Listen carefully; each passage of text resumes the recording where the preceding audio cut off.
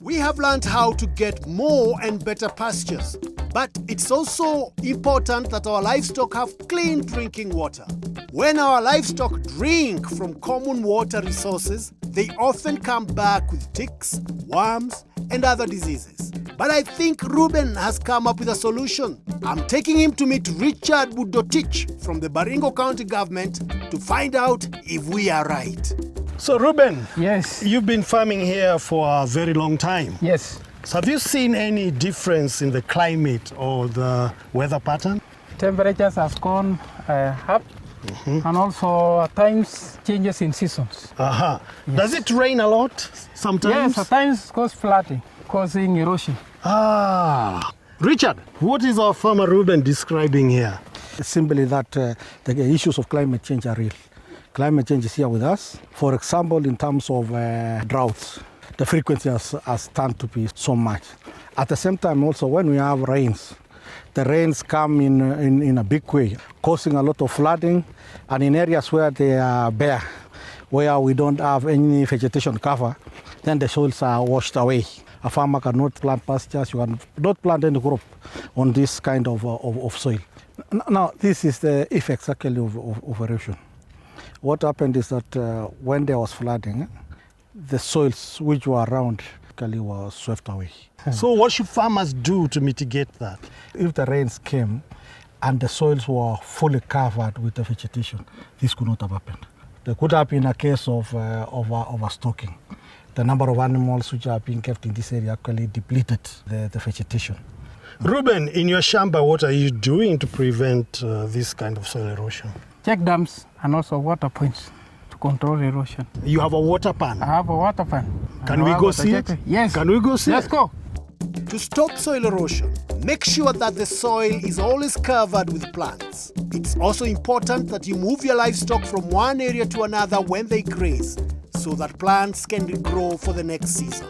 And now, let's find out about Ruben's water pan. So this is your water? Yes, my livestock get water, and also same time to control erosion. Having water within your farm setup means that your animals can be able to access water anytime that they require. And we normally say that you need to give your animals water at what we call ad libitum, that's as much as they require. Yes. So when you have it within your farm, then those animals actually will get enough. If you don't have water here, then you have to drive your animals to some distance.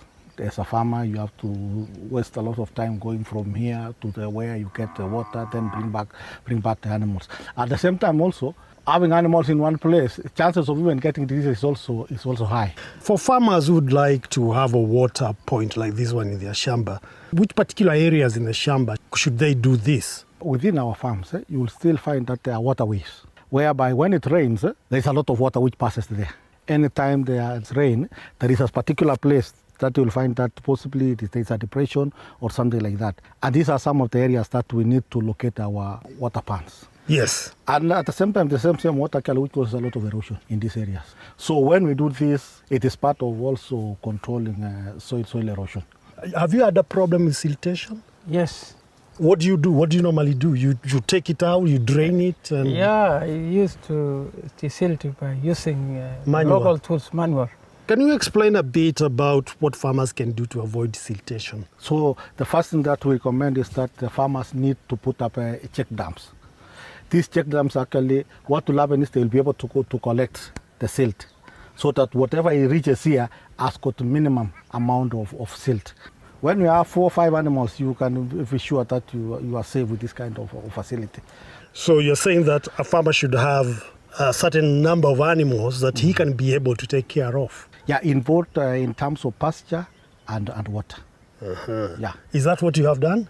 Yes, I've done. Yes. I will try to improve the one I have. You want quality? Yeah, quality. Good. Because the products that I'll get from those animals higher. Yes. Give me higher income. So the lesson here is that a smaller number of well-fed and well-watered cattle can give more milk and fetch a higher price than a large number of poorly managed cattle. So as we go for the quality, for those farmers who have gone to the next stage of upgrading the animals alongside doing initiatives like this, having water and pastures, it therefore means that they'll get more milk. for the farmers actually to maximize on that, they need to value add that milk. You can do simple value addition. You can ferment the milk into what we call mursik in our language. That's actually fermented milk. You do. Your wife does that, doesn't Yeah, she? she does. Once you have processed this milk into fermented milk, you have extended The life. the life of that milk. At the same time, you have added value.